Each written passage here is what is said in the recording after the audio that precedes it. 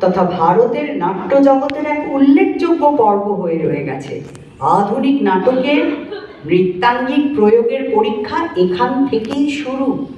রবীন্দ্র ভাবনায় নৃত্য গঠনের প্রায়োগিক দিকটি পরিপূর্ণতা লাভ করে চিত্রাঙ্গদা নৃত্যনাট্যের মঞ্চায়নের মাধ্যমে। চিত্রাঙ্গদা সম্বন্ধীয় তথ্য থেকে বোঝা যায় এই নৃত্যনাট্যের এক অসাধারণ প্রভাব পড়েছিল দর্শকের মধ্যে।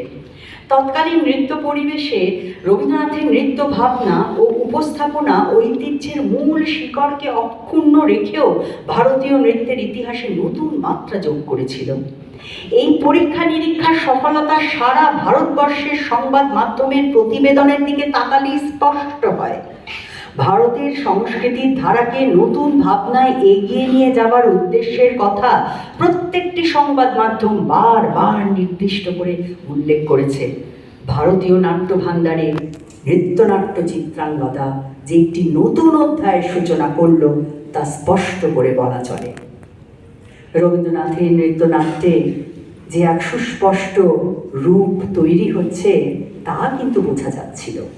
সমসাময়িক ভাবনাগুলি প্রাধান্য পেল।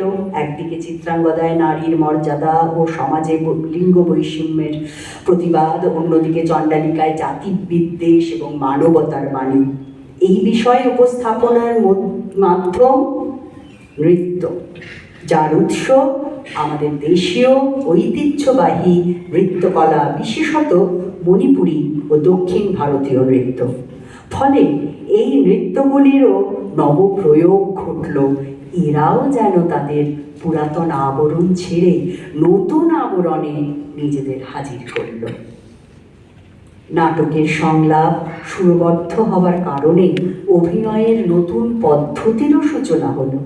আবার সংলাপে সুর ও কথার অর্থ ও আবেগকে অনুসরণ করে বসানো হয়েছিল।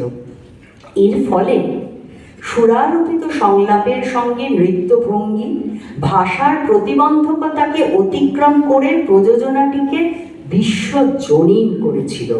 রবীন্দ্রনাথের নান্দনিক ভাবনায় রুচি ও শালীনতার সীমা নির্দেশ আছে। নৃত্যাঙ্গিক রুচিসম্মত হওয়া প্রয়োজন। তার ভাবনায় নৃত্য রচনার কৌশল কখনোই যেন সৌন্দর্যকে অতিক্রম না করে। প্রতিমা দেবী শান্তিনিকেতনের এই নৃত্যধারা গঠনের পরীক্ষা নিরীক্ষার বিশেষ ভূমিকা নিয়েছিলেন। প্রধানত মণিপুরী নৃত্যের কাঠামোকে রেখে তিনি পশ্চিমের মডার্ন ডান্স, জাপানি নৃত্য, কথাকলি নৃত্য, ক্যান্ডি ও আরও অনেক ধরনের নৃত্যকে মিলিয়ে দিয়েছেন। এছাড়াও মঞ্চকলা, সাজসজ্জা, এমনকি রিহার্সাল পরিকল্পনায়ও তার বৈশিষ্ট্য রেখেছেন।